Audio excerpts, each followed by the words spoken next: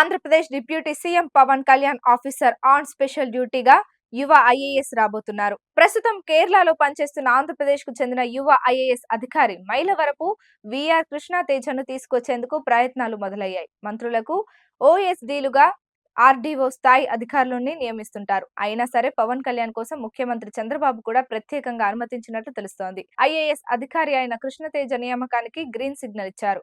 కృష్ణతేజ ప్రస్తుతం కేరళలోని త్రిశూర్ కలెక్టర్ గా పనిచేస్తున్నారు.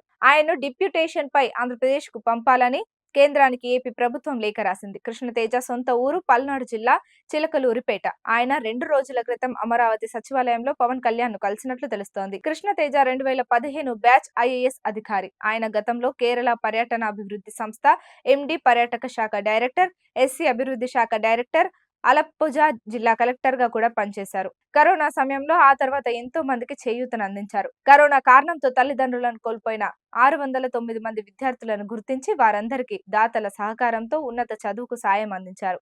అలాగే కరోనా కారణంగా భర్తలను పోగొట్టుకున్న 35 మంది వితంతువులకు ఇల్లు నిర్మించడంతో పాటుగా 150 మందికి ఉపాధి అవకాశాలు కల్పించారు.